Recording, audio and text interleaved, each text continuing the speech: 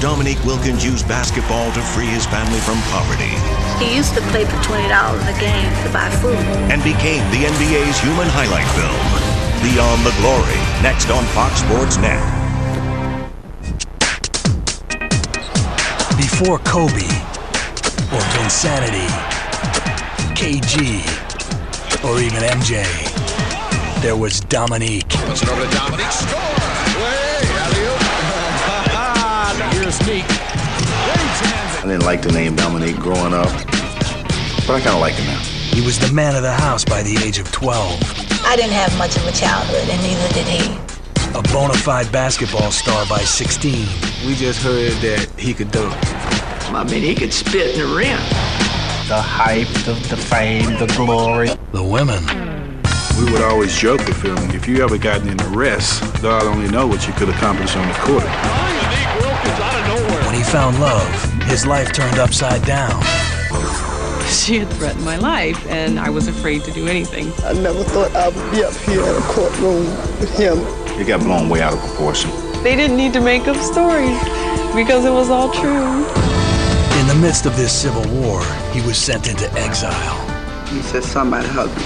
He was devastated. That's what killed him. The only thing I regret is not winning the championship. That's the only thing.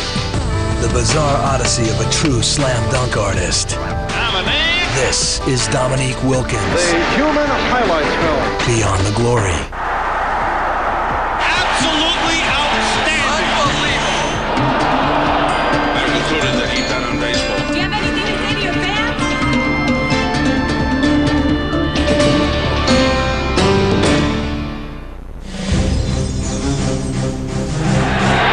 The Hawks are going to need it first by Dominique Wilkins. Boston Garden, May 1988. Bird is 7 of 8 from the field. Wilkins is 4 of 6. Wilkins ties it for Atlanta. What a game! It was standing room only, and it was hot. You can feel the heat from the people in the stands. Bird cuts free, left hands it for the field goal. Just listen to this crowd. It was a sweat box, and they just kept turning the heat up, play after play. It's a duel! Bird versus Wilkins. Game 7. Wilkins responds. Do or die. This is a type of game of who's going to blink first. Those two guys was like literally just going after each other. The consummate showman versus the quintessential team player. The duel continues. Wilkins. Now he goes into double team. 42 for Wilkins, 30 for Bird. Dominique would take the one-on-one battle. You are watching what greatness is all about. Larry Legend would win the war. Oh, if you're an Atlanta Hawk fan, it must be hanging and watching in your living room right now. The Boston Celtics win this series. We had a great opportunity to win. But unfortunately, it didn't happen. The defeat would define his game, perhaps unfairly, for the rest of his career. I wish more people in the coaching profession could have gotten to know what he's really about. You know, his reputation of not being a defender, or not being a rebounder, or not being a team guy. I mean, to me, that was completely ludicrous. To me, he was a winner. His quest for a title would consume him and lead him home to the City of Lights. The wild finish at the buzzer. Panathinaikos are the European club champions, and we have Bedlam here in Paris. It's kind of bittersweet. Yeah, he won the championship, but it wasn't the NBA championship, and that's what his real heart's desire is.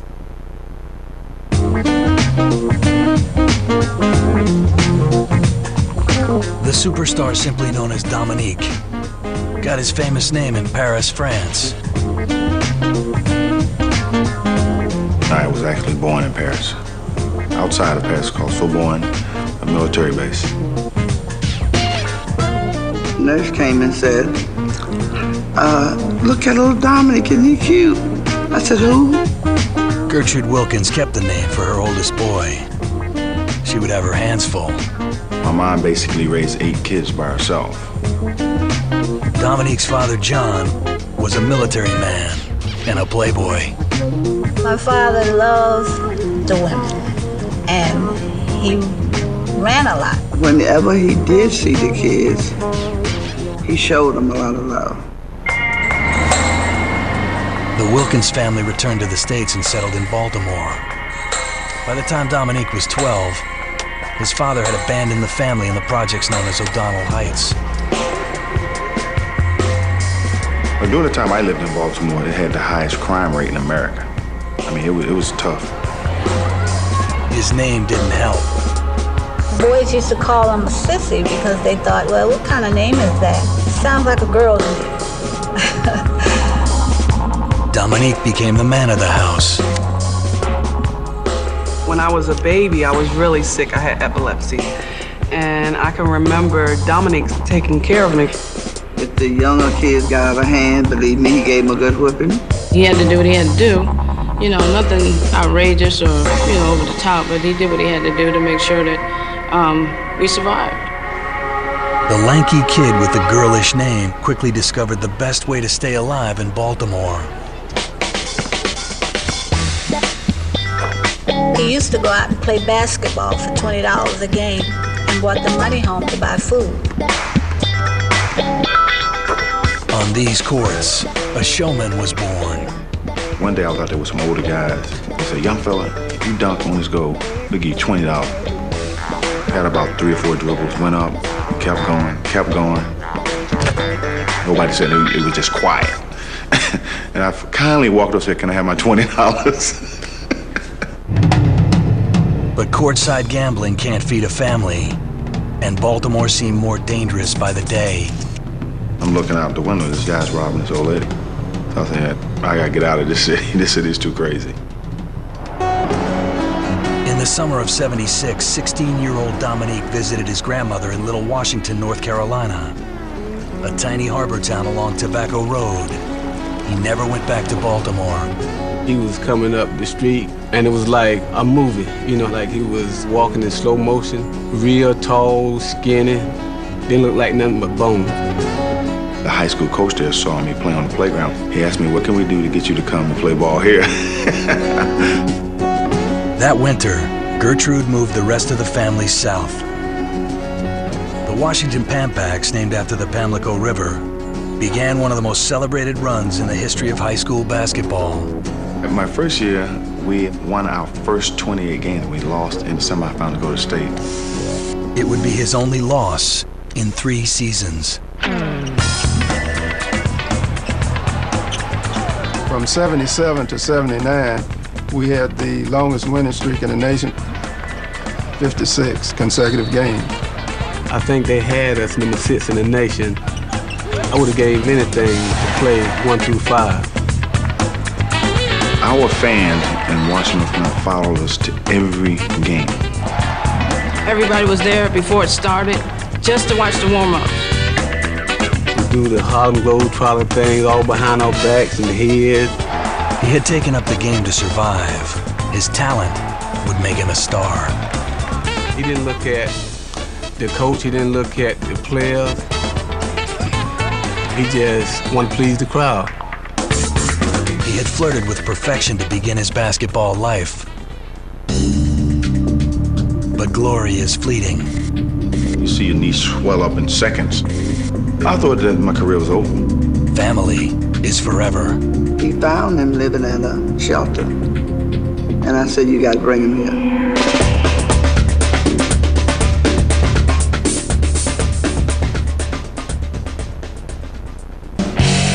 He's the human highlight film. Let's go, Dominique. Dominique on the fly, in the sky, knocked it in.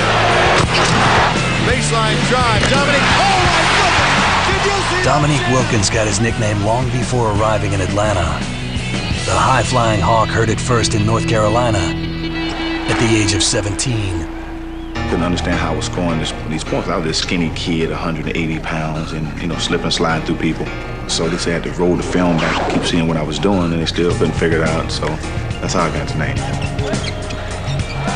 In 1979, Dominique was the main attraction in Little Washington, leading the team to back-to-back titles, 2 undefeated seasons.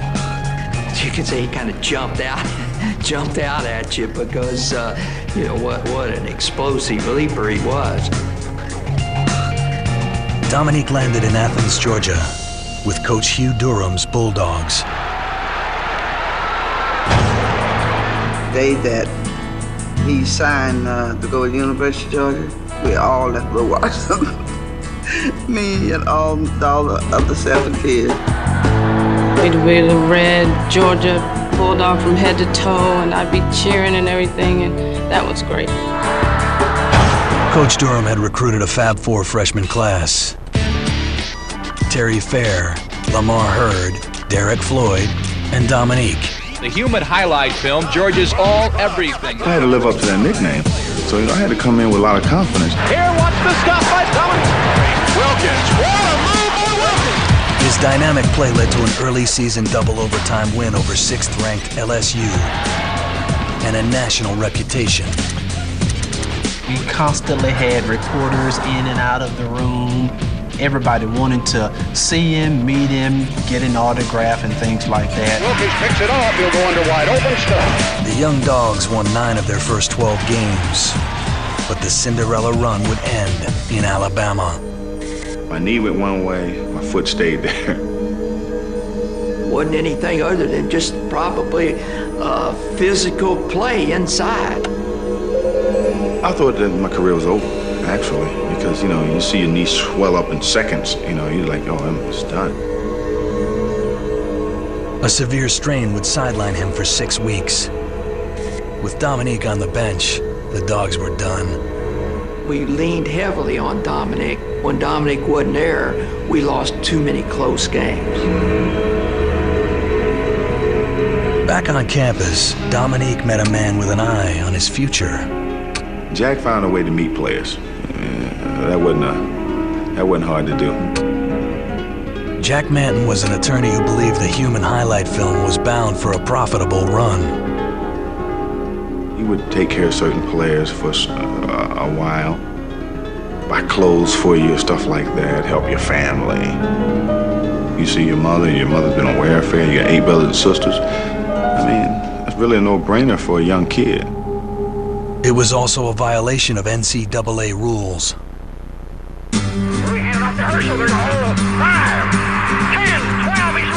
In the fall of 1980, Herschel Walker arrived in Athens like a freight train. The following spring, in Stegman Coliseum, Dominique reminded Georgia fans of the other game in town. We had the football players interested in coming to watch us now rather than us just going to watch them. Watch the stop by Dominique. Dominique averaged more than 20 points a game, but it was the way he scored, like a live wire. It seems strange that a ball player your caliber would go down to Georgia that didn't have tradition. They're known for football. Right, that's true. I just wanted to go to a school to help build a tradition. Dominique led the Dogs to 19 wins and a spot in the National Invitational Tournament. He considered turning pro after only one complete college season, a surprising move for the times. I basically said, hey, the money is there. You can just take it whenever you get ready. I said, Mom, what should I do? You getting food stamps, you're on welfare, I don't like that. I said, well, tell you what you do. I know I need your help, but you go in the room and you say a prayer. And when you come out, the decision that you make, that's what you do. Mentally, I just wasn't ready. Dominique would have one more run in Athens before a starring role on the grandest stage of all. But his dog days would come back to haunt him. I don't understand, what Jack wanted out of me. It ain't like he needed the money. He got his money right off my contract, so. Money would be the least of his worries. The newspaper, half the things they put in there was lies. They didn't need to make up stories because it was all true.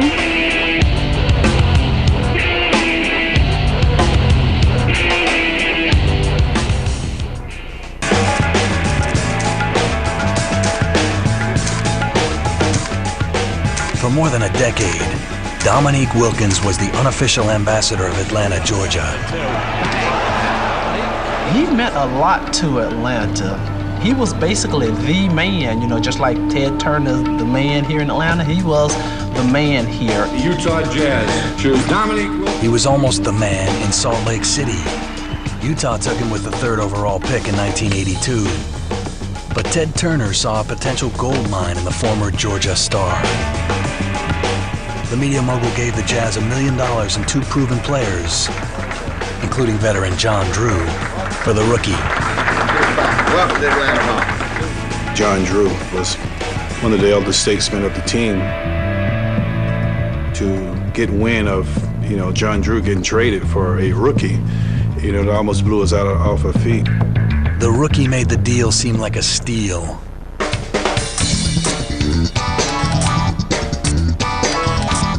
Again, the steal. Dominique is going to jam. He'd wear himself out sometimes before the game started, just trying to put a show on for the people who had come to watch him play. You get the fans into the game, that even makes you feel better. And that's the way I like to play. I like to try to get the people around me going. It was a song came out called Freakazoid. He was out dunking and freaking and everything, so we started calling him Freakazoid. Oh, my God. The thing is, it was a thrill. It was something when you come and leave, you can't believe. Even though you're there, you just can't believe it. Dominique Wilkins. He was riding around in one of his cars one day. Saw a couple of kids out playing basketball in the driveway. George just said, let's stop and play basketball. Let's blow their minds, right? We get out, you know, the kids' eyes like light up. But that's just the type of things he would do. I mean, we would try to bring joy to everybody that he was around.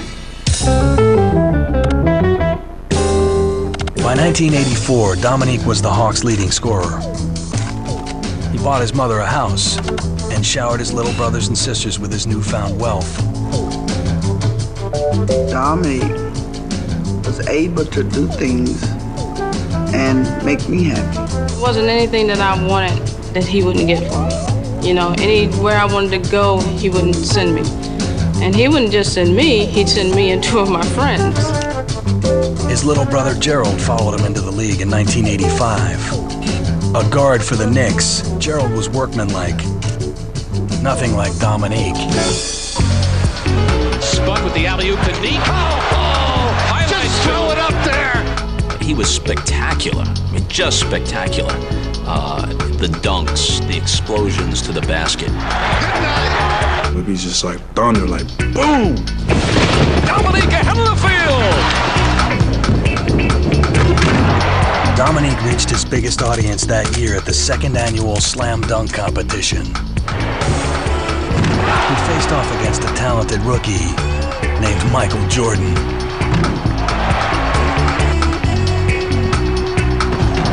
Dominique took the individual trophy, but he wanted a championship. I asked him, what do you think you can do for this team? And he said, I think I can score more and help us win more basketball games. Nice pass inside. Far from Wilkins.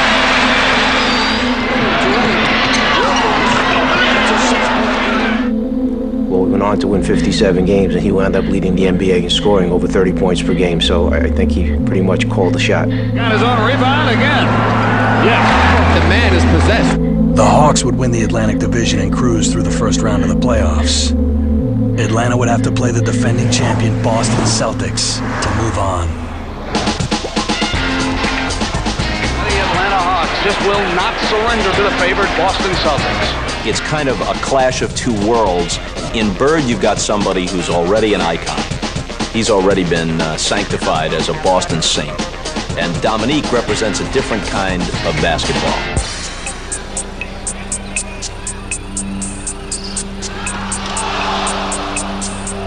The frenetic Hawks, led by the Freakazoid, had old-school Boston by the throat.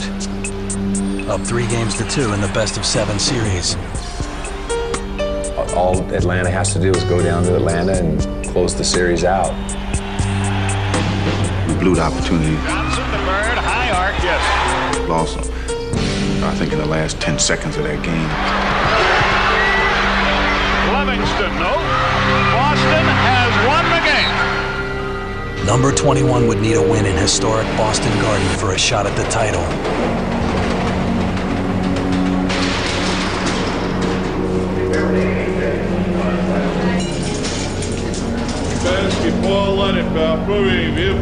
I'll never forget Zoe came in the locker room and said, we're going to win a bleep game. And if you're not going to fight, don't come up here. Game 7 would go down as one of the greatest games in NBA history. Dominique was an unstoppable player. No guy could guard him in the league man for man. You could see his competitiveness. You could see his determination in that Game 7.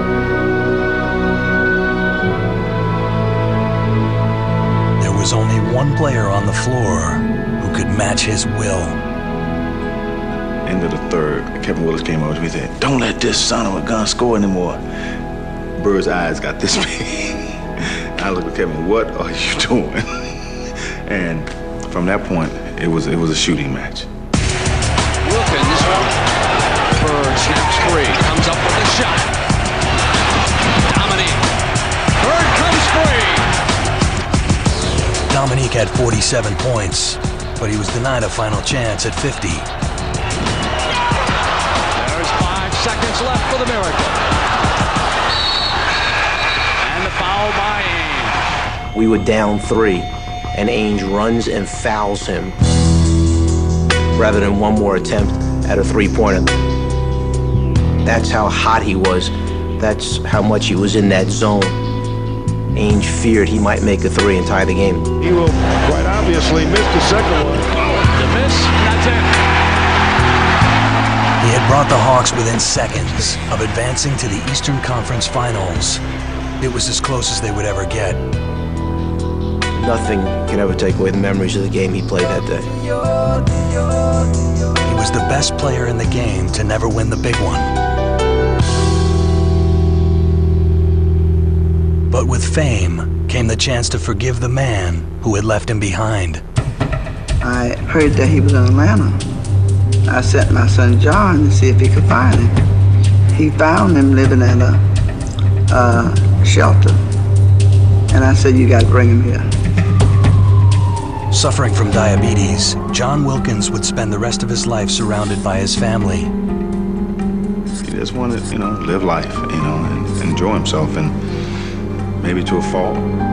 Like father, like son. Zoe could, hang out all night and still come give you a hard 48 minutes. There's not too many people that have been through this league can do that. Yeah, I had a little bit of cash in my pocket back then. It was fun. And in Atlanta, I think we were joking, the ratio there, men to women, it was like 17 to 1 or something, women to men or whatever. And, I guess Zoe tried to get his 17, so to speak. By 91, he had fathered 2 daughters out of wedlock. One of the women would later accuse him of sexual battery. Everything that glitter isn't gold. And when you think you really know people or know a person, you really don't. Her complaint was thrown out, but she wasn't the only one to take him to court. His first agent, Jack Manton, sued Dominique, trying to reclaim money loaned to Wilkins during his days at Georgia.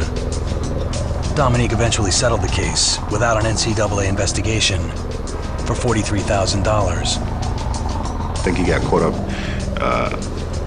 into college athletics at a time where nobody cared. Dominique, like his dad, would find himself at odds with his family. They're a very strong family, very tight-knit family. They want what's best for them, for sure, even though they may go about it in strange ways. Being that close is like, okay, you're taking him away from us. I was devastated, He was my son that would die for me. And now I can't come to his house.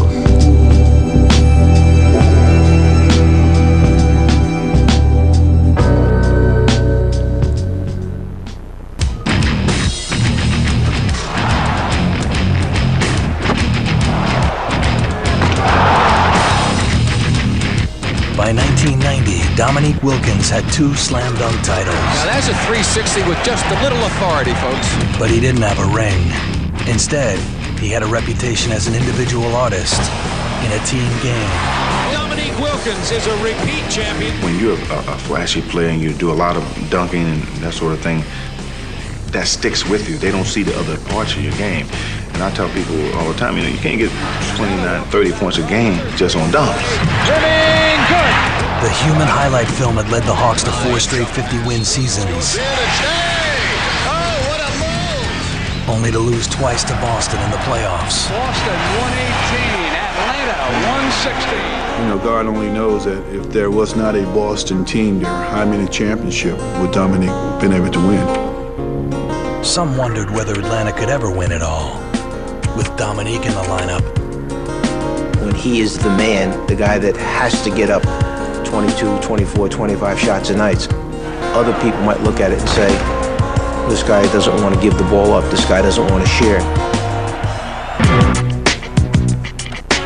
January 28th, 1992. Dominique needs 33 points to top 20,000 for his career. But the crowning moment of a decade of dominance would have to wait. Dominique Twisted the ankle. I think somebody hit me or kicked me. I turned around and think, who kicked me? I turned around, no one was there. But he's in a lot of pain. Dominique nursing the ankle and you see him limping off. And I looked down at my foot, it was almost straight in the air. He'd torn his Achilles tendon. Dominique returned courtside an hour later, his leg in a cast. Why did I do that? I don't know why I did that. It was an emotional moment I'll never forget. And the team just, you see the tears coming out of guys. I mean, guys was literally crying in the locker room. And that's when you know people respect you. Dominique's a strong person. He'll be back. Charles, thanks for your time. I appreciate it. Damn, man. One of them things, man. Unbelievable. There was no one near me. I just turned and just popped. Shit, when they carried you up on the stretcher, I knew something was, I knew it was bad then. He was like, my career is over. And I was like, no, your career is not over. You're a healthy young man. You'll be able to come back stronger than ever. He faced surgery and 8 months of rehabilitation. Within weeks, Dominique changed his life. This man on crutches humped up to us, sat down, and just started talking. And he just talked and talked. Nicole Berry was a 22-year-old college student and former model. Dominique proposed 2 weeks after they met. I guess, it was a vulnerable moment, so it made you more focused on how precious every minute is. The wedding plans caught the Wilkins off guard and sparked a bitter family feud. I couldn't even comprehend exactly everything that was going on. I couldn't believe that people were behaving so badly. Everybody says things when they're mad, she might have said some things to us that wasn't right, and we said some things to her. The Hawks' leading man found himself starring in a sports page soap opera. Whenever that kind of controversy, with family, you're always in the middle. Even if you don't want to be, you're in the middle. Dominique was the oldest. Therefore, if I had any kind of problem, when she came in, that stopped. So I was devastated. She had threatened my life, and I was afraid to do anything, so. A war of words evolved into criminal action. Nicole was charged with pointing a gun at some family members. The family struck back. We had the closet full. My side was empty. Everything was in the pool. The pool had to be drained, and all my stuff had to come out, and it was all ruined. The bride would get a restraining order against her future mother-in-law. I never thought I would be up here in a courtroom with him going against me for something he knows is wrong. 600 people were invited to the wedding. I was dating the chief of police, so he escorted me into the wedding. That's how I got in. Dominique's sisters did not attend. It wasn't that we were jealous because he was taking a wife. It's just we were so close. And, being that close is like, okay, you're taking him away from us. In all my wedding pictures, you see a man in a nice suit sitting quietly. Well, that was my undercover police officer. As outlandish as it seems, it all happened. By the winter of '92, Dominique was more than ready to return to his first love. It just would give me chills because I was in love with him. I had no idea how much everyone loved him. Women were just crying because they were so happy that he was back and healed. He was 33 and trying to return from major surgery. I think he had the responsibility that he felt to the city, to the franchise, to his teammates, and then to all of his family members who must put a special burden on his shoulders. Wilkins goes in and His remarkable return to form had the Hawks poised for another title run. We were playing great, leading this Eastern Conference, playing great basketball. On February 24th, 1994, team president Stan Kasten came to the Wilkins house. Vividly remember Stan kind of pacing around, and he just told me, well, we made a trade today, and we traded Nick to the Los Angeles Clippers. Atlanta traded its franchise player for the younger Danny Manning. He came over the house that night. He said, somebody hug me, somebody hug me.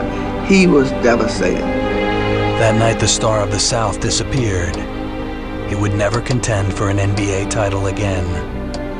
That's what killed him. He got pushed away. He didn't walk away. I was surprised that someone didn't go after him, pick him up.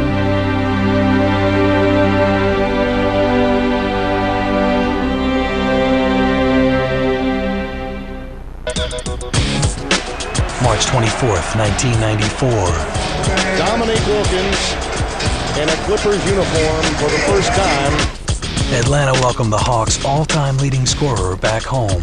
Wilkins tries to throw one up from the hip. He was very nervous. I'd never seen him. I mean, he was almost shaking. Wilkins going for three. Terrible first half. I think I had like 4 points at halftime. But the human highlight film was determined to put on a show. I just told Harper, give me the ball. Just give me the ball and get out of the way. Dominique with a hard move to the basket. It was so strange because the fans were torn. Wilkins, a scoop to the hoop for Nick. I'm like, I'm back home. Dominique has come back and conquered his old team. It would be his last starring role in the NBA. Dominique Wilkins would finish his career as a journeyman role player on mediocre teams. Contenders never took a chance on number 21. Willis and Dominique will watch out. That's what killed him. He couldn't understand what was going on. He just totally feels like they just shut him out. I'm not sure that from a distance they really could appreciate how much winning meant to this guy.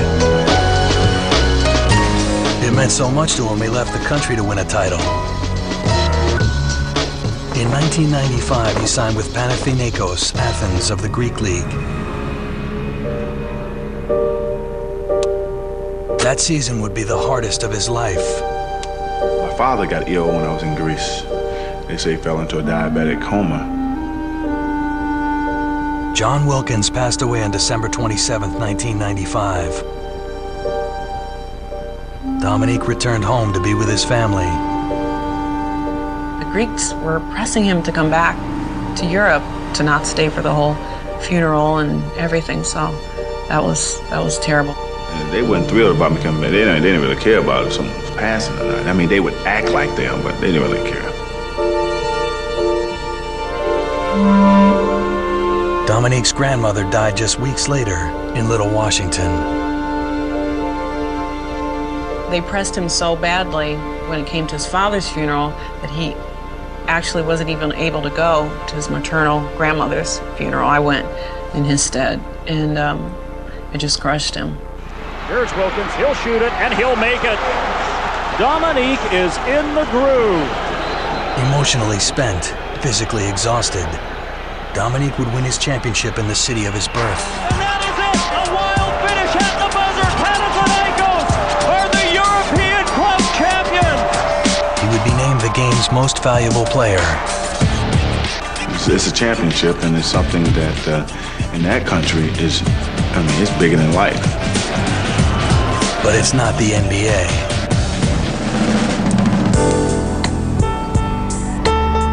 It's tough to walk. It's still tough to walk away. I watch games now, I'm like, man, what is this guy doing?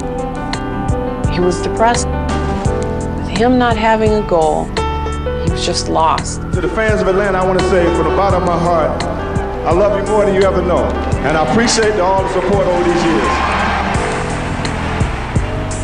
Life beyond the game proved too much for their marriage. He was miserable.